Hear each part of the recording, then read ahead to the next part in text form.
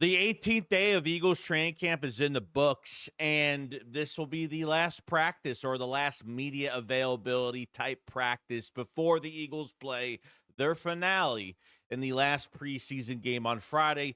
We heard about Nick Sirianni's press conference. We are going to be talking about the notable injuries that are going on and a lot more. So let's get straight into it all. What's the boogeyman? As a matter of fact, it was.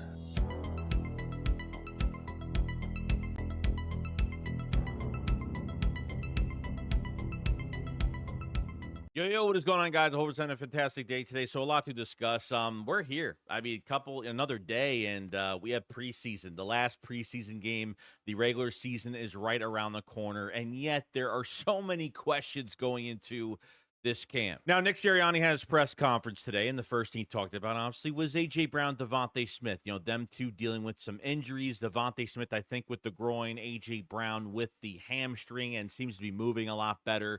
He said not to worry about those two, and I kind of agree with that, at least with a lot of these injuries, because, you know, they're going to be overprotective. They're going to sit guys out. You have a couple weeks left until the season starts, and this is really your last hoorah of keeping guys healthy for that first game for the regular season. So he's not really worried about both of those guys. We need them there day one for the first home opener against the Dallas Cowboys. Now, Nick Sirianni talked about the John Mechie trade and talking about how tough of a player that he is and how he can catch in traffic, obviously getting yards after the catch. And I'm pretty excited about it because I think not only do you have the best receiver core, I think you have the best receiver core with really good depth behind it, especially with Darius Cooper, John Mechie trade, and, you know, I think Johnny Wilson's had a really good camp as well. So a lot of good things talked about here. Now, I want to talk about the notable injuries till we go over the official injury report, but I think one is Andrew Makuba. Now, he was out today with a hamstring injury.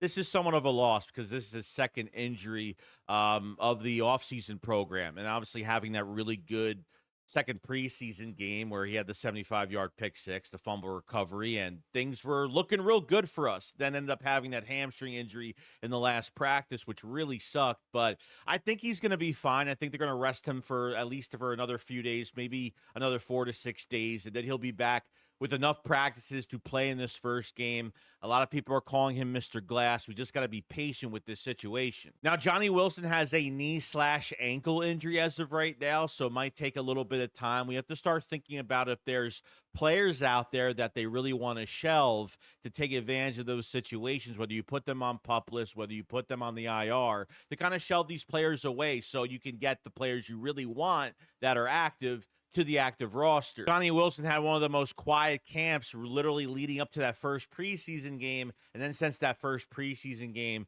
he's been an absolute monster and a stud, and I want to see more from him. Now, Kelee Ringo is actually out with a quad injury, okay? I don't know what the future of Kelee Ringo is, but it's not looking too great, where Adoree Jackson, for his 12th time, took over the starting cornerback 2 job, and it looks like to me that he's the favorite to start at this position. Kelee Ringo, at this point, a couple days ago at practice, didn't even get to the second or first team. He was literally the almost third team defensive back at cornerback, and it started to show that he's not really the favorite to even be a backup at this point. I'm not really sure if they actually value Ja'Cory Bennett over Adoree Jackson, and unfortunately, this is just what it is. Even though I think that Ja'Cory Bennett is probably the best talent in this room right now, just hasn't had enough practices with the team, and why Adoree has been the number one guy out of a bad group of corners. I mean, it doesn't seem like that's the right decision, but I guess the coaches are seeing different. Now, Josh Uche is an edge rusher that is hurt with a groin injury right now, and because of your depth that you have at the edge rushing position, Ojulari is facing to be probably the number 3 edge rusher at this point, and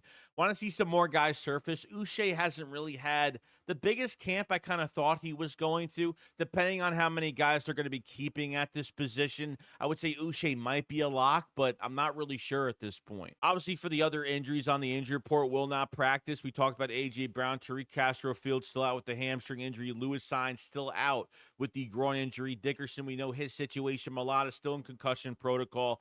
Tanner McKee, I think he'll be fine.